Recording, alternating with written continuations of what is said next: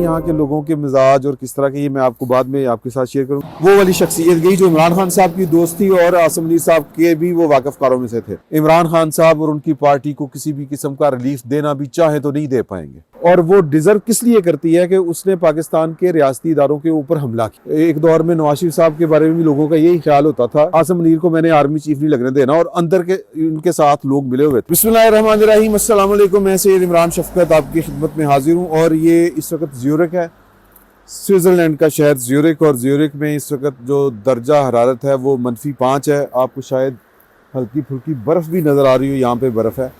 तो इस सर्दी में जो ख़बरें इस्लामाबाद से मुझ तक पहुँच रही हैं वो ख़बरें कोई बहुत ज़्यादा जिसको कहते हैं कि ये नहीं कह लें कि गर्मा गर्मी वाली ख़बरें हैं।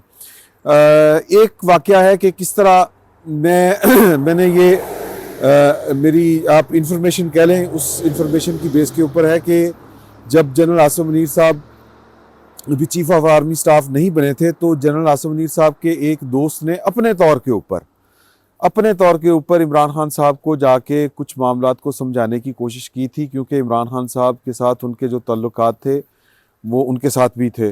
उनके साथ जो है वो उनकी कह लें कि उनकी गवर्नमेंट का एक तरह से वो पार्ट थे। तो आसिम मुनीर साहब के उनके साथ दोस्ती भी थी, और ये खातून सैर करवा रही हैं कुत्ते को। तो यहाँ पे कुत्ते बड़े लकी हैं, अमेरिका में कुत्ते बड़े लकी होते हैं, पाकिस्तान में कुत्तों का बड़ा बुरा हाल होता है। मैं पेट लवर हूँ, लेकिन मुझे दुख होता है ये वाली चीज़ देख के। यहाँ पे खुशी ये होती है कि यहाँ पे इंसानों का भी ख्याल रखा जाता है, पाकिस्तान के इंसानों ने भी नहीं ख्याल रखा जाता।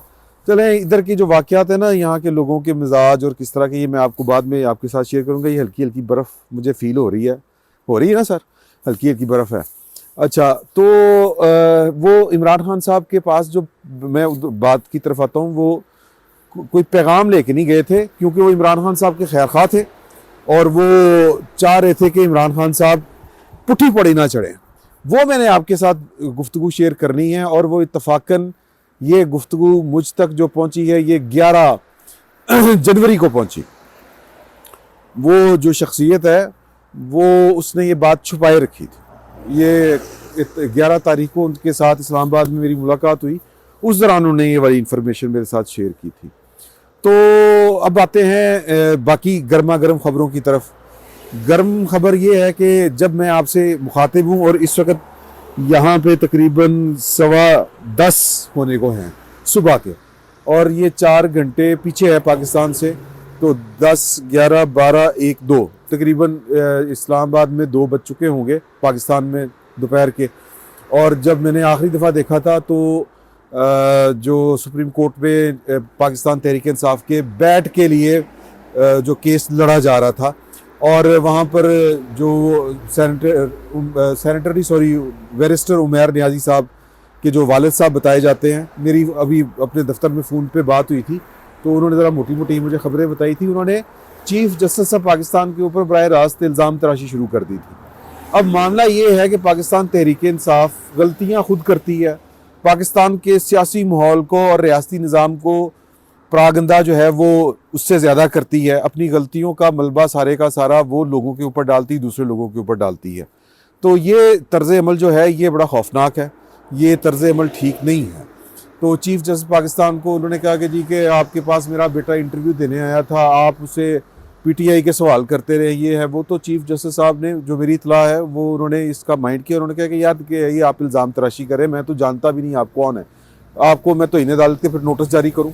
तो वो जो सेनेटर अली जफ़र साहब हैं उन्होंने उनको ज़रा धक्का धुक्का करके निकाल दिया। अब वो अली जफ़र साहब को अंदाज़ा है कि वो जो बैरिस्टर साहब के वालिद साहब हैं वो क्या कर रहे हैं।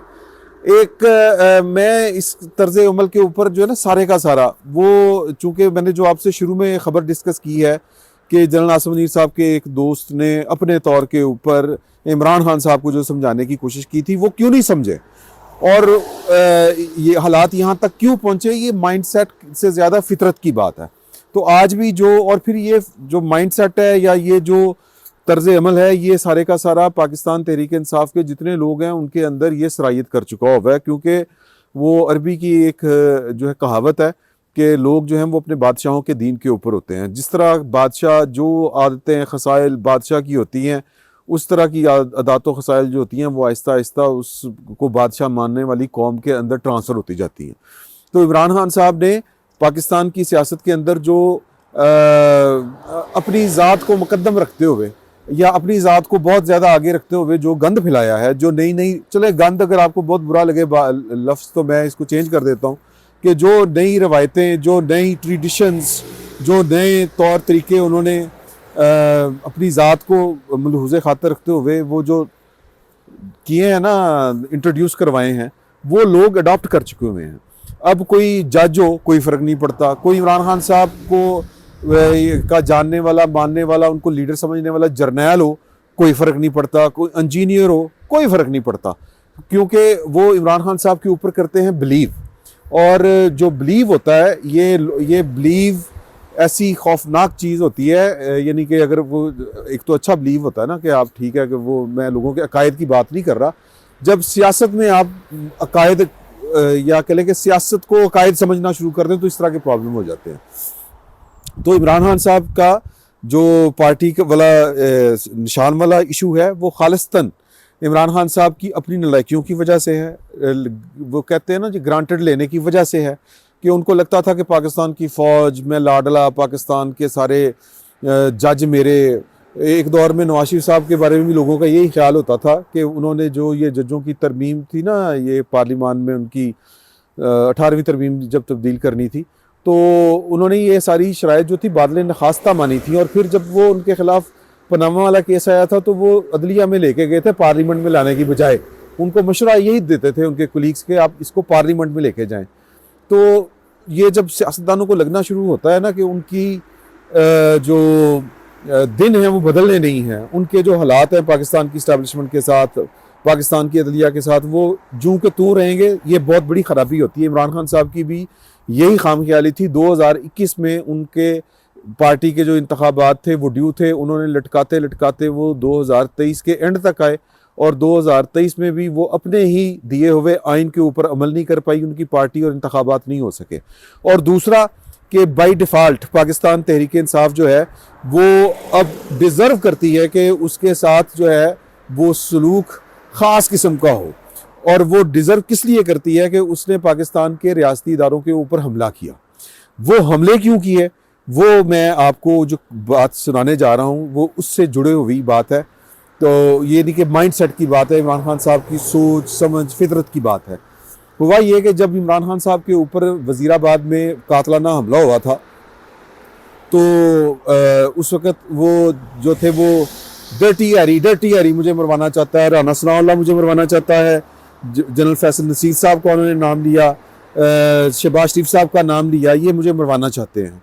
लेकिन ये जिनका नाम असल में लेना चाह रहे थे उनका नाम ये तब ले नहीं पा रहे थे, क्योंकि इनको ये लग रहा था कि नवाज शरीफ साहब जो हैं वो शायद, और इनके खौफ था, ये सारे इनके अंदर के खौफ होते हैं कि आसिम मुनीर साहब जो हैं वो सीनियरिटी के ऊपर सबसे आगे हैं और बात जो है वो उनके सियासी मुखालफिन तक पहुंची हुई है कि आसिम मुनीर साहब ने उनकी बेगम की चोरियां पकड़ी थी और उनको शिकायत कर लेके गए थे उनके पास और उन्होंने, इमरान खान साहब ने उनको फायर कर दिया था। तो इस बैड रिलेशन से, ये जो बैड टेस्ट था, इस रिलेशन से उनके सियासी मुखालफिन फ़ायदा उठा सकते हैं, उनको ये लगता था, और वो इन्हीं को आर्मी चीफ लगाएंगे। तो इनका रास्ता हमने रोकना है। और रास्ता रोकने के लिए उन्होंने जो इल्ज़ाम जनरल फैसल नसीर, शहबाज शरीफ साहब, और जो इल्ज़ाम लगाया था शहबाज शरीफ साहब के ऊपर, राना सनाउल्लाह साहब के ऊपर, वो इल्ज़ाम बेसिकली सियासत का एक पार्ट था कि किस तरह आसिम मुनीर साहब का रास्ता रोका जाए। अब जो सियासतदान है उनको तो ये समझ होती है कि ये जो चाल चली जा रही है या ये जो बात की जा रही है, इस बात का मकसद क्या है, इस चाल का जो है वो नतीजा क्या कोई निकालना चाहता है।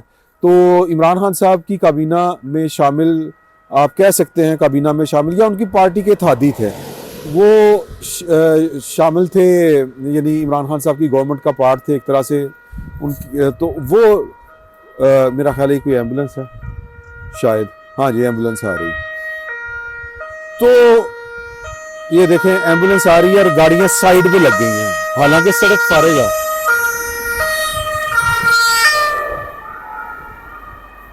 चले बहरहाल वो ये जो गाड़ी अभी आपको ये गुजरते हुए नज़र आ रही है ना, ये वाली, ये इसने सायरन की आवाज़ सुनी थी तो इसने साइड पे लगा दी थी गाड़ी। अच्छी बात है, ये इस तरह की आदतें हमें भी होनी चाहिए। अब वैसे पाकिस्तान में इसका रिवाज पड़ता जा रहा है। सर्दी बड़ी हो रही है, बड़े हाथ मेरे ढीले होने शुरू हो गए, मैं जल्दी ख़त्म करना चाह रहा हूँ। तो अब मुझे एक साहब ने ये वाली बात कल बताई, सॉरी 11 तारीख को बताई। उन्होंने कहा कि जी कि मैं उनकी आदत करने गया था, बरसबीले तज़किरा उनकी सियासत के ऊपर हुआ। मैंने कहा कि जी कि आप देखें कि फैसल नसीर के ऊपर अगर आप इल्ज़ाम लगा रहे हैं तो इसका मतलब आप समझते हैं कि क्या है। उन्होंने कहा जी क्या मतलब है। उन्होंने कहा इसका मतलब ये है कि आप DGC के ऊपर नहीं, आप पूरी पाकिस्तान की फ़ौज के साथ मत्था लगा रहे हैं। और उससे पहले आप कभी मीर सादक कहते हैं, कभी मीर जाफ़र कहते हैं। चले आपकी जो है वो बाजवा साहब के साथ जो है वो अदावत थी, मोहब्बत थी, पहले मोहब्बत थी फिर अदावत हुई, तो ये उन्हीं के साथ रहने दें, इसको अदारे के साथ तो ना बनाएं। अदारे के साथ क्यों बना रहे हैं। तो उन्होंने कहा कि नहीं तुम्हें नहीं पता, ये है वो है, ये मुझे जानता नहीं है, फ़लाँ। ये उन्होंने आसिम मुनीर साहब के ख़िलाफ़ भी जो भी कहना था वो किया, कहा ये जो करना चाह रहे हैं मुझे पता है, मैं होने नहीं दूंगा, ये मैं कर दूंगा, मैं वो कर दूंगा। उनको बात समझ में नहीं आई। अब इसका सियासी जो वो बात, उनका जो दोस्त था जो उनको समझाने की कोशिश कर रहा था कि आप बेसिकली पाकिस्तान की फ़ौज के साथ इशू खड़ा कर रहे हैं, पाकिस्तान की फ़ौज के साथ इशू ना खड़ा करें। जब नया आर्मी चीफ आएगा आपके मामला जो है, नए आर्मी चीफ के आते ही फ़ौज जो है वो शिफ्ट कर जाती है। ये किसी को अच्छा लगे बुरा लगे, लेकिन ये अपनी जगह के ऊपर हकीकतें हैं। अब सवाल ये पैदा होता है कि आसिम मुनीर साहब से के आने से पहले ये जो फैसल नसीर साहब का नाम ले रहे थे, क्यों ले रहे थे। फैसल नसीर साहब ने एक सियासतदान के ज़रिए जो कि उनके करीबी दोस्त भी तस्वर किए जाते हैं और कराची से उनका ताल्लुक़ है, तो उन्होंने जाके ये बात उससे पहले कही थी। उससे पहले जब कही थी कि आप जो हैं वो सियासत को सियासत तक रहने दें, आप पाकिस्तान की फ़ौज को, ये जो आप जनरल फैज़ को कह रहे हैं कि जनाब वो मीर सादक मीर क्या होता है जी, मीर सादक और मीर जाफ़र, वो कह रहे हैं ये ना करें। अच्छा, ये भी ऑलमोस्ट वही मैसेज था जो फिर उसके 2-3 महीने बाद, यानी जब इनके ऊपर हमला हुआ था, ये मैसेज लेके वो वाली शख्सियत गई जो इमरान खान साहब की दोस्त थी और आसिम मुनीर साहब के भी वो वाकफ़कारों में से थे। तो इसको इमरान खान साहब ने, जो फैसल नसीर साहब के दोस्त गए थे उनके पास वो पैगाम लेके फैसल नसीर साहब का, उसको धमकी समझा और उल्टा रिएक्शन में चले गए उस तरह से कि जी फिर उनके नाम लेके कहा कि जी वो मुझे कत्ल कराना चाहता है। और ये कत्ल का इल्ज़ाम बाद में लगा, उससे पहले इसने डर्टी हैरी रख लिया हुआ है, वो लोगों को मारता है, ये करता है, वो करता है, इस तरह की बातें करनी शुरू कर दी थी। अच्छा, अब जो लोग सियासतदान हैं वो ये कहते हैं कि जी कि कुछ भी नहीं होना था। इस वक्त वज़ीर आज़म पाकिस्तान, इस्लामी जमहूरिया पाकिस्तान, इमरान खान साहब ने होना था 2023 के एंड में। अगर इमरान खान साहब जो है वो पर्सनल बेवकूफ़ी ना करते, पर्सनल ना होते, ये बेवकूफ़ी होती है कि आप जो है अफराद के साथ अगर आपकी मुखासमत है उसको आप इदारों की तरफ लेके चले जाएं। और फिर रही सही कसर जो है वो इन्होंने नवंबर में निकाल दी, पूरी की पूरी फ़ौज लेके ये चले गए जनाब की लश्कर कशी करते हुए कि मैं आसिम मुनीर को मैंने आर्मी चीफ नहीं लगने देना। और अंदर के इनके साथ लोग मिले हुए थे। अब जो लोग अंदर में मिले हुए थे वो तो अंदर नहीं रहे, वो तो सारे के सारे फारग हो चुके हैं। वो कोई ब्रिगेडियर हो, कोई मेजर हो, कर्नल हो, मेजर जनरल हो या लेफ्टिनेंट जनरल हो, जो इनको इशारे देते थे, जो इन्फॉर्मेशन देते थे। और ये मैं नहीं कह रहा सर, कुछ लोगों को तो DGSPR ने बताया, लाहौर के कोर कमांडर साहब फारिग हुए।